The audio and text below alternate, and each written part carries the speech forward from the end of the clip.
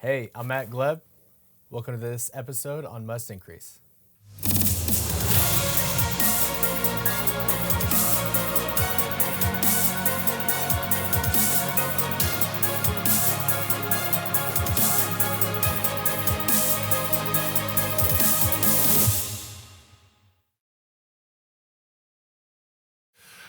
Well, hey there. Yes, this is the Must Increase podcast. And as you heard, we are going to be joined again by Matt Gleb. But before we start today's episode, I want to remind you, make sure that you are subscribed, following all that good stuff, YouTube and Apple Podcasts, Spotify, all the different places that you could be listening or watching. And just get subscribed, all that good stuff. This is the Must Increase podcast where we look to increase I can't talk, but what I was saying is we're looking to increase truth and inspire hope in the lives of your church, your business, your family, and more. And yes, I am joined today by who has been a now four-time guest / co-host, Matt Gleb. So Matt, welcome back to the podcast. Veteran is the word I'm looking for. Yeah. Veteran is a great word. Yeah, it's a great way to describe it. This was the last thing I wanted on my resume, podcaster. And so we're done. Yeah. Just looking for the royalties. Yeah. Oh, yeah. Yeah. They'll start rolling in. But usually it takes a good, 48 months or so for you to start seeing any of that residual income. So How long have you been doing episodes? I think 4 years or something like that. I think so. 48 So, months. Oh yeah, I'm racking in big money. You know it. It's wild. So I'll take whatever. It's fine. Yeah, it's happening. No, I mean, you were actually, when I first asked you, not to embarrass you, but I'm going to. You were like, I don't know if I could do this podcast thing, but no, I got to say, man, you've done well. You've been a great addition to the episodes that you've contributed to. So you're doing well, and I thank you for your generosity of giving of your time to serve our audience. So thank you, Matt Gleb. Yeah, man. Thanks for having me on. You're the only one brave enough to give me liberty to speak my mind. Everywhere else I'm muzzled. At the church, at the house, at the courthouse.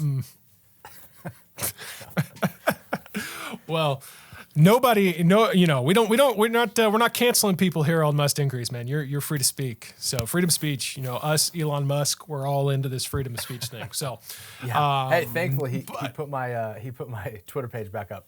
So thanks, Elon. Yeah, thanks. Yeah, you and Donald Trump and the Babylon Bee and all of them. Yeah, he was like, hey, are you okay with being reinstated this week? I was like, I guess, yeah, that's fine. So that's good. That's fine. Yeah, so yeah, it's good to have you here. And but before we get too political, we're going to shift gears and we are going to move to our segment of stuff we like. So here we go. Stuff we like. Yeah, that's right. Stuff we like, featuring, for those of you wondering, the glorious vocals of Matthias Gleb himself. And so today, in honor of that, we are actually going to give Matt the floor for the entire Stuff We Like segment. And so, Matt, what do you got? What stuff do you like? Yeah, sorry to start the episode off so crazy, because what I'm about to talk about is something very serious on Stuff We Like. We just recently had a pastor to our church named Bill Prater. He was a pastor, I think, for 20 years, and now his son pastors the church he was a previous pastor of. And now he gets the opportunity to still minister at that church, but also to travel around and to talk about specifically something that he and his family went through. For him, losing his son, and obviously his son was married and had kids. And so he wrote a book, and he kind of preached through that book as he was here this couple weeks ago. But the book is entitled How to Get Through What You'll Never Get Over. And I want to recommend that to any of your listeners. Once again, that's How to Get Through What You'll Never Get Over by Bill Prater. And he took the time Sunday morning. He pretty much preached half of that book, and Sunday night preached the rest of it. But just so solid. Just the story of it is the very beginning, the intro of the book talks about his son. It's entitled TJ, and his son was just a young man at the very beginning of his adult life. Had several kids, and he says in the book that he got a phone call one night from TJ's wife, saying that he was just killed as he was working on his vehicle in their front yard. The truck slipped. Wow. And ended his life. So just a very sudden, sad loss. And so he talks about the pain of that. Obviously, no parent should ever have to bury their child. It's hard enough for a child to bury their parent, but that should never be the other way around. And so I just wanted to mention the 5 chapters that he has very quickly, and I'll say something from each of those chapters. But the first chapter says something to the effect of, you don't have to get over it. You don't have to get over it. You know, a lot of people say, hey, you'll get over it. Time, and you'll get through it. You know, you don't. But he said, you can't get over this. It's not possible. You know, when people sprain their ankle, they can get over their sprain. But when you cut off a leg, you're not going to get over that. Your leg's gone forever. You know, that loss is never going to come back. And he says, so when something's taken from you, when you lose that family member, you don't have to get over it because they're gone. And you're going to have that feeling of loss all the time. And that's normal. That's okay. Don't feel like you have to get over it. God doesn't expect us to get over it. He gave us that for a purpose. So anyway, that was the first chapter. The second one has the thought of, you can get through it. All right, you're not you don't have to get over it, but you can get through it. And for a lot of serious things that happen, that's our whole life. It'll take us our whole lives to get through it. But God knows what we can handle. And I just preached that to the teenagers this past Sunday, 1 Corinthians 10:13. He knows what we're able to bear, and he's always created a way of escape. And that's kind of the thing we told the teens. Every pain, every trial is coupled with an escape route, is coupled with a release valve, where we're not going to crumble, we're not going to be overcome by this. God has always promised to give us a way of escape. And then he also points out in the third chapter, I believe it is, that God is sovereign. And actually, I just noticed that the message and the chapters don't line up. So if I say chapters, not exactly the same as his message. But God is sovereign. He is not obligated to live up to our expectations or to explain himself. God does not have to do the things that we expect him to do. He does not have to explain himself ever, because he is God. He can do what he wants with his creation. And he never has to tell us why. He never has to give us a reason. And he never has to do what we want him to do. He is sovereign. But that does not have to stop you from asking those questions. And that he says that later on at a different point of the passage or the message. But the fourth thing he says is that God can use pain for our good and his glory. Pain produces a deeper relationship with God. Pain conforms us into the image of Christ. And pain is permitted so that we can turn around and help others. The biggest pain that I've had in my life was the loss of my dad. And I've had a couple other people in my circle of my world that have lost their parents. And that's something that I could speak to, that I've been through it, and that I'm going through it, that we are spending our second Christmas this year without my dad. And it's the second season where I've got to be strong for my family and comfort my mom. And even just with myself, know that it's okay to not be okay. It's okay to not be able to get over it. But because of those pains, it has brought our good and his glory. And the last thing he mentions in his sermon, that I'm sure he mentions in his book as well, but that is, it is okay to ask why. It's okay to ask God why. Ask knowing that you may never get that answer that you're expecting or that you're wanting, but it's okay to ask. Again, not something that he said, but something I preached to our teens is Paul asking God to remove his thorn in the flesh 3 times. God remove it, God remove it, God remove it. And God never removed it. He did not give Paul what he wanted, but he gave Paul what he needed. And that was grace, that was sufficient, and that was his strength in Paul's weakness. So it's okay to ask why, but just do everything you can in your life to avoid bitterness. That God is sovereign. And focus on, in your life, don't let whatever happened just deplete your whole life. Focus on what you still have. I still have my mom. I still have my siblings. So if I allow my dad's death to get me down and I can't enjoy Christmas or I'm just sad all the time, if I allow that bitterness to creep in, I cannot be a joy and a love and encouragement to those that are around me still. They're not gone yet, so love them. Don't allow bitterness to take over. And the last thing he said was God's grace is sufficient. And I heard it illustrated one day as parents who were about to go on a train ride, and they gave their child the ticket to the train.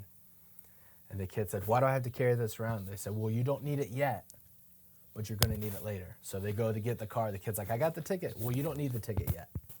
You're going to need it later." So we get to the door of the train station. You don't need it yet.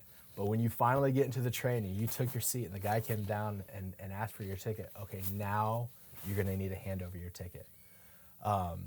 You had grace the whole time. Sometimes we don't understand. We have God's grace all the time. But, man, sometimes we need it a little bit more. Sometimes that's really when it kicks in. And I've got to experience God's grace in my time of loss. And as Pastor Prater illustrated so well and talked about that, he got to experience God's grace even in the loss of his young son. So stuff we like, check it out. If I think you can order it from Striving Together Publications. I think it's $5. Okay.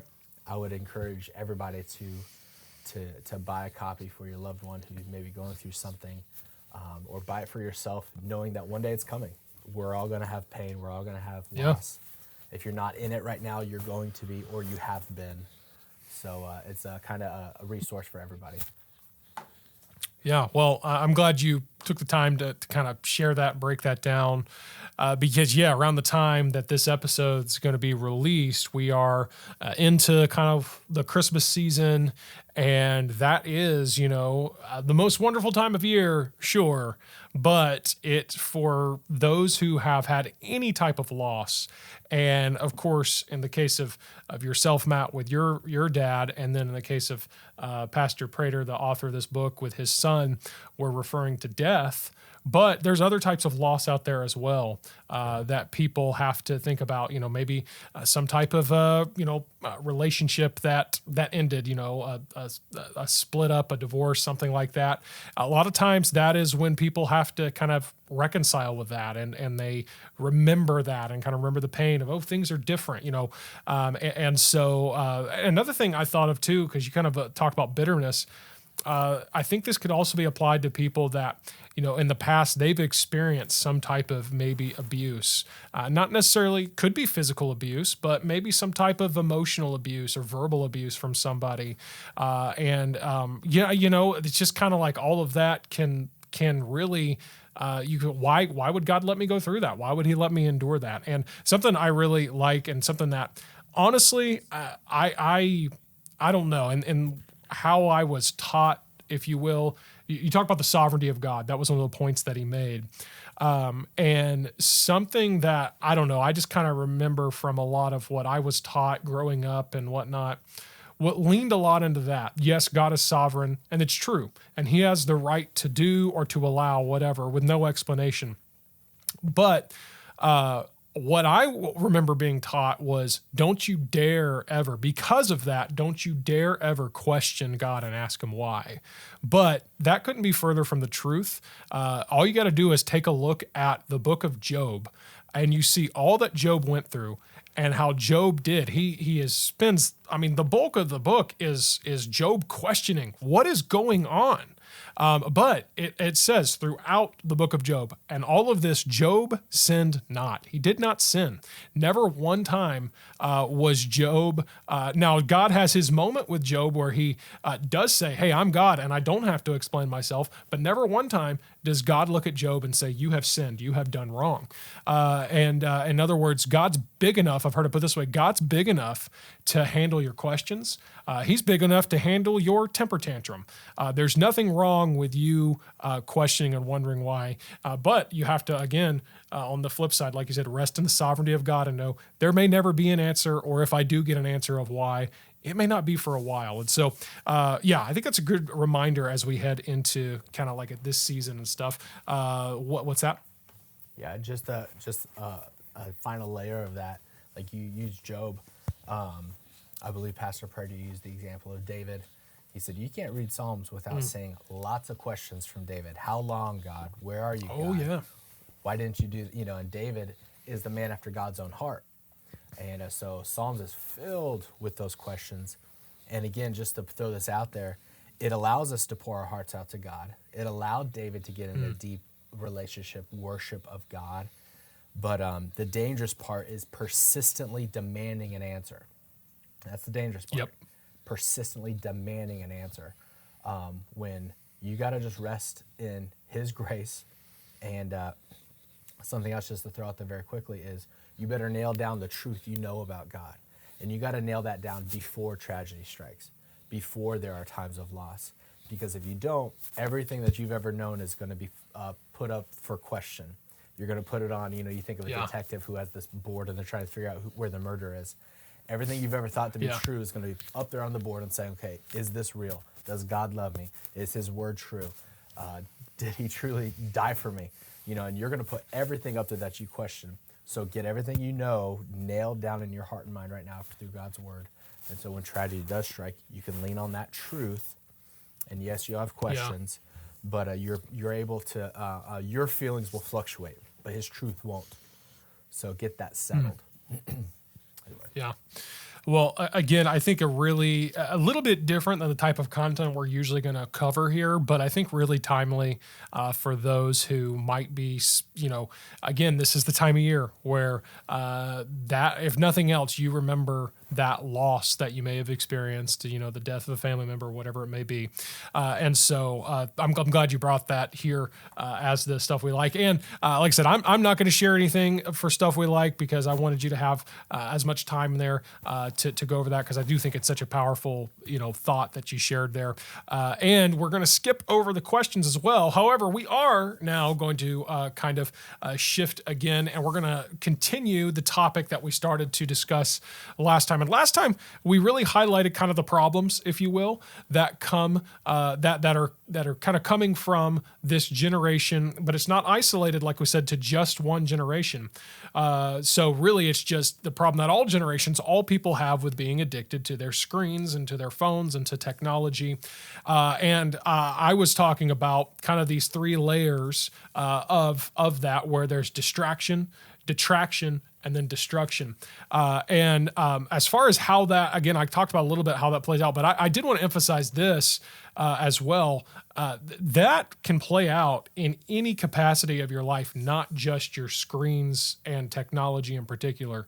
For example, you see this happen very, unfortunately, all too commonly with maybe people and men in particular, but women as well, in their career. They get so focused on their career, their job, or pastors out there, sorry to say it, but also your church and your ministry becomes all consuming of you to where, maybe at first it's a distraction. It's, hey, I can't break away from the office because, I have these last few emails I got to deal with, or last few projects, tasks I got to get done, or meetings are running over, to where now it becomes detraction, to where you say, okay, well, now I'm spending, 10, 12 hours a day at work, and I'm not coming home, and maybe not coming home when I should, or I'm coming home late, or when I am coming home, I'm completely depleted of energy, whatever. And so now that focus on career, or like I said, ministry even, becomes such a distraction that now it's detracting from the things that matter the most. I've heard it put it this way: good things become bad things when those good things take the place of the best things. And for anybody, the best things in your life is obviously your family, your wife, your kids, your spouse, all that. And so you see that. And then unfortunately, it can lead to, that's where it leads to destruction. A family or a spouse that feels completely disconnected from you because you're so focused in on, your work and so forth. And that can lead to all kinds of complications in a relationship, in a marriage, in a family, and whatnot. And so I understand that these principles that we're talking about, really, technology is just kind of the latest iteration of the problem. Human nature is always we're almost always looking for a distraction, if you will. Something's going to distract us, whether it's like our phones, phones or anything else, but phones and screens in particular. That seems to be the kind of main culprit, if you will, of the day. And so, yeah, Matt, but I do want to kind of start to shift towards a little bit more of a what can we do? I don't want to just be those guys who are like, oh, well, the stupid kids and their phones and give all the problems. I want to talk a little bit about maybe solutions. So I'm gonna turn it over to you, and I know you have a few thoughts as we kind of drift into what can we do about this. Yeah, literally, when you gave your alliterated outline, which is pretty sweet. Yeah, that's the Baptist in me. You got to be alliterated. I've won the counter, if you don't mind, just about how we can. Just some reminders. But I think just as being a dad to my 2-year-old son, a husband to my amazing wife, and a kid to my mom and to my family, and not to get back on this, but just experiencing the loss, knowing that there could be regret in your mind. My first thing to throw out there is live in the moment. You're not going to have these years back. You're not going to be able to replay Christmas 2022 again. So live in the moment the best you can. Anything that's on your phone can literally wait. You can see it later. Yep. So live in the moment. I got to interject there. I got to say this. I have dealt, again, I've seen it with all generations. I've been guilty of it myself. How many times do we get a text, an email, whatever it may be, and we get that notification on our phone? And why? Ask ourselves, why do I have to deal with this now? Why? Is this truly urgent? Is it literally, if I do not, process this, reply to this right now, is that going to make a difference? And the answer 99% of the time is no. It doesn't matter. It's not truly urgent.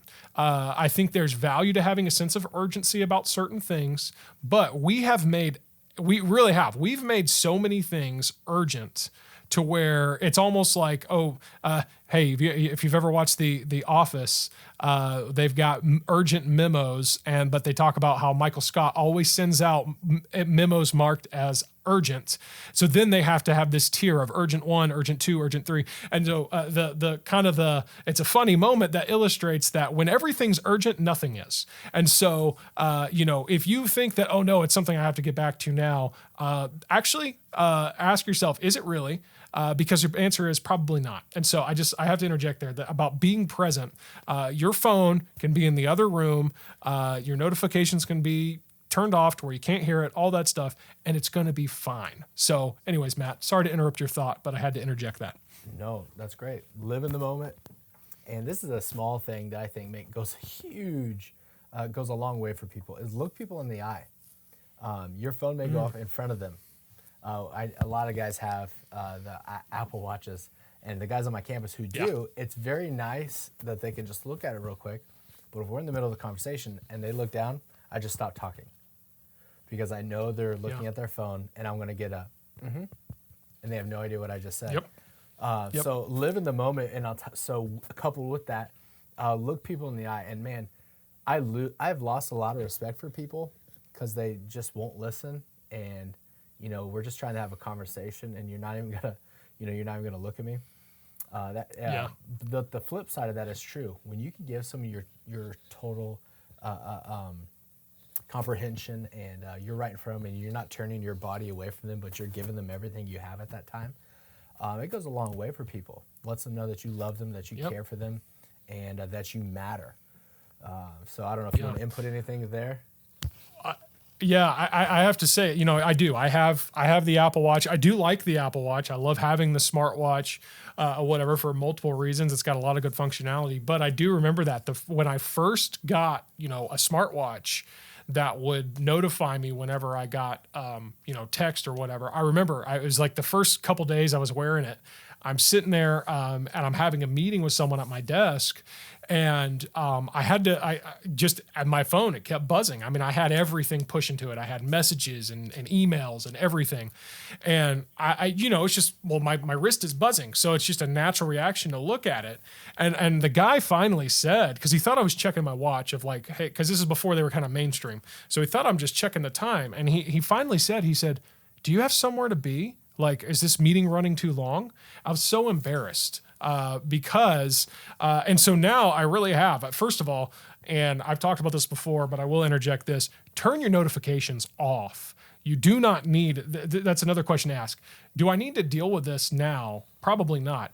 And really ask yourself this, do I really need to be notified? Like, does my phone or my watch need to buzz, ding, for example? And this is the one I always push. Well, actually, two. First of all, do you really need to be notified about social media notifications as far as someone liked your photo, someone commented? And the answer is absolutely not. And if you think you can make an argument against that, bring it on. You do not need social media notifications at all. So go into your phone and turn those off. Secondly, and this is where I get a lot of pushback, but do you need them for your email? And the answer is almost always no.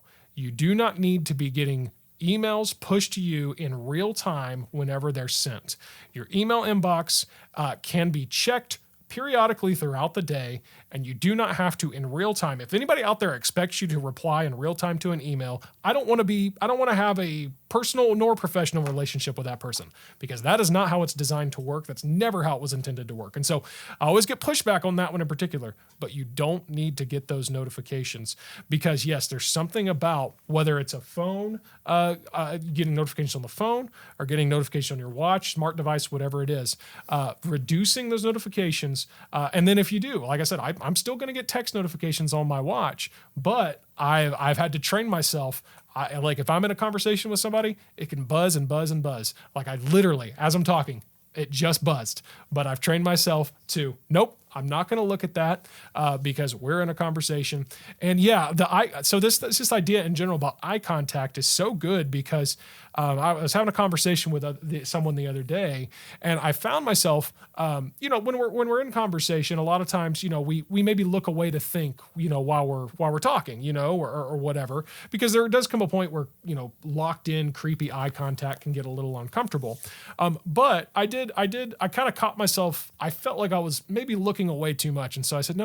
You know what? No, as I continue this conversation, I'm going to be more intentional, especially when you're listening, about just looking in their eyes and meeting eye contact. Because it really, especially, like I said, when you're talking, sure, like I said, it's maybe a little more natural to look away and feel like you're, I'm thinking about this or whatever. But especially when you're listening, just looking in their eyes. And again, like you said, it really communicates a lot. Like, yep, I hear you. I'm listening to you. I care. And so, yeah, a lot of good thoughts there. I love that you said that about eye contact, because it seems so simple, but yet you watch yourself and you probably, there's a good chance you're not great, and other people that you're talking with aren't great at it either. It's something we really have to retrain and be intentional about. The third thing I was thinking about, sticking to the alliteration, but is we've already touched on it, but limit your intake, and you can do that by the filters, or you can do that by setting up an amount of time and maybe giving your spouse the password, or a friend, or just setting it up somewhere so that you can't change it so easily. But limit what you take in, and coupled with that is be aware of where you're at. Do you need to be on your phone at that moment? And then what are you teaching other people? And I only say that because I have something nagging in my mind. But in church, if I ever have to come into the auditorium late or leave a little bit early or whatnot, or even just turn around because someone sneezed or whatever, I'm just nosy. But turning around and seeing a parent scrolling through Facebook on their phone, like you're only sitting down for 30 to 40 minutes after we sang, after we had announcements or whatever. You have to listen to a message for literally half an hour. And if you can't sit there and limit your intake just to hear from God's word, and your kids are watching, there's no doubt they're going to be addicted to their screens. And you can't ever argue that one day. There's no, and obviously there's going to be reasons for them not to care about God or to care about church, because you don't care, because you're not looking. So why are you even coming? So find out a place to limit your intake. Church, at your work, are you giving your employees the work day that they're paying for? In your family time, wherever there is something else happening, live in that moment and limit your intake, even when it's your free time. Okay, I think we can both attest. That's good. There's not a lot of healthy things that we can do on our phones for more than 2 hours at a time. Even if it's playing games, if it's watching a movie, there's nothing that's going to be helping us by just going through your phone. Man, pick up a book. I challenged myself last year, and I need to get back into it this next year. Is just read instead of watching mindless videos. Like, I love watching hunting videos, but seeing Bubba kill a huge 12-point buck is not going to help me at all. All it is going to do is make me sin by being jealous and trying to think of a new strategy to waste more time in the woods to not see that 12-point buck. But man, do everything you can to limit your intake. And I don't know where we're at on time, so I'll just throw out the last one real quick. But the last one is to lean on His word. Lean on God's word. And I just think of Philippians 4:8 that says, "Finally, brethren, whatsoever things are true, whatsoever things are honest, whatsoever things are just, pure, lovely, of good report, if there be any virtue, if there be any praise, think on these things." And there's not too many apps that you can click on, not too many videos that you can watch, not too many games that you can play, where you can filter through God's word in that verse, Philippians 4:8, and that's truly going to help you. Yes, I think it's totally okay to have some entertainment as long as it's limited, but when you hand that phone or that computer or that screen over to that child, how many things are they going to be truly getting that we can run through the filter of Philippians 4:8 that's not going to be destroying or being detrimental to their mind and to their future. So give a child a phone with nothing holding back, with limits or filters or whatever, is you handing them a grenade and not expecting something bad to happen. You're handing them a fire and pieces of wood and gas and saying, don't get burned. So parents, don't be lazy in just handing it over and being done. But if you're going to do it, you better stay on top of it and don't ever let it slack until they're out of your house. Because parents, if you remember how stupid you were at 18 and 16 and 15 and 12, that doesn't change with your awesome kid. It's still going to be there.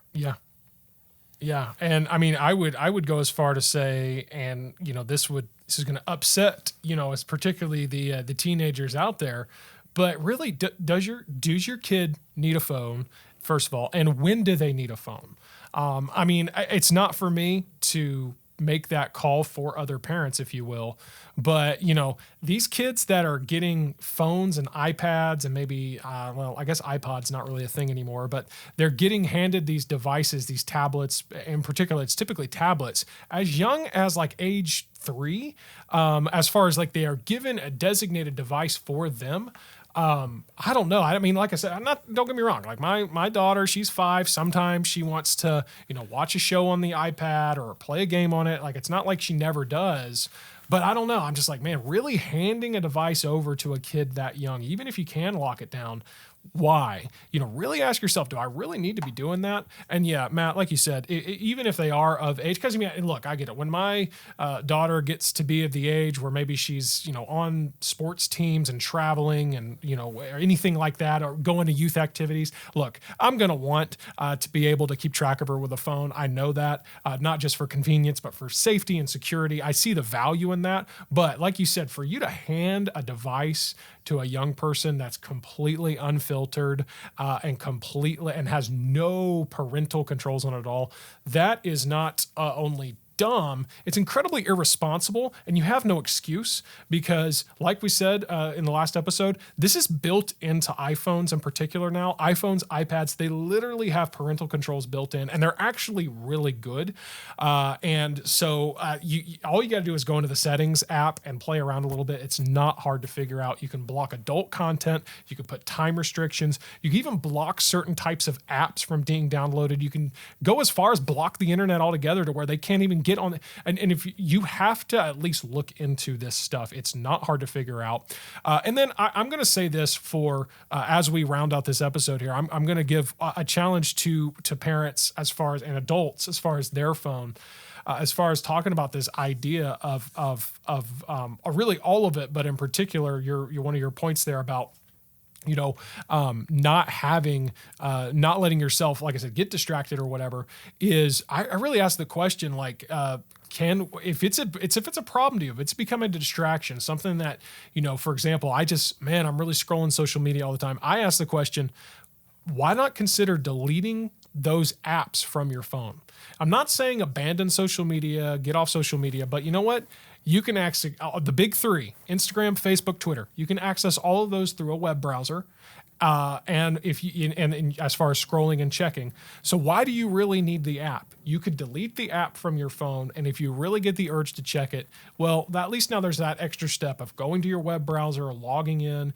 If you make it harder, we talked about a long time ago, that book, Atomic Habits, to stop a bad habit. If you make it harder, then you're less likely to do it or to do it as often as you have been. So I'd say go as far as deleting apps that, and again, get a lot of pushback for this. I argue that you don't necessarily even need your email app on your phone. You can delete it and you can check it on your computer or on your iPad or something like that. So anyways, a lot of good stuff here. And I think a lot of good content here, Matt, about what we can do, not just pointing out problems, but giving a few solutions. And so, Matt, any parting words here as we close out today's episode?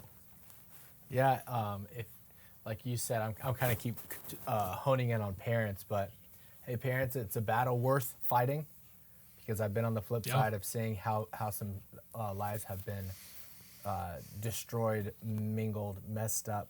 It's worth it right now to fight that battle. And I have parents in my youth group who have fought that battle. And I have several kids who don't have phones, who are 15, 16 years old. Can I be honest? My unofficial study, they are way happier than all the other kids. Yeah. They love the Lord more. Yep. I can't see their heart, but just the fruit of their lives. So I'm not saying that I'm not going to give my kid a phone. I don't know when, but it does not hurt them to not have a phone, and it's worth fighting the argument and the crying and the being upset and their partial anger with you. I think by the time they hit 25 or whatever, they're going to turn around and be able to say, hey, thank you so much, because I could have gotten myself in a lot of trouble. So thanks for keeping me from that. So it's worth it. And it'll be worth it for yourself too, anything that you need to do for yourself. Yep. I agree, and I can echo that. I mean, some of when I think about people in my life that I know, some of the most miserable or discontent people, coincidentally, they seem to be on their phones all the time. And that doesn't necessarily mean that that's the reason, but it is, again, just an interesting coincidence. And so, yeah, I mean, I don't think you can go wrong, parents, with drastically figuring out what you could do to reduce your kids' screen time, or maybe asking yourself, well, do they really need the phone? Or at least at this age, do they need it? So, great conversation today as we continued and kind of rounded out that topic. And Matt, thanks for being with us. Like we said, we are going to include Matt's contact contact information in the show notes, the description. So if you want to connect with Matt directly about any of this or something else, then just reach out. And thanks for joining us. And I'll always like to remind you, make sure you're subscribing wherever you do listen to podcasts or on our YouTube channel. If you have questions, you can text those to 615-900-4461. That's 615-900-4461. And thanks so much for joining us right here, where we are looking to increase truth and inspire hope in the lives of others. And we'll see you next time right here on the Must Increase podcast.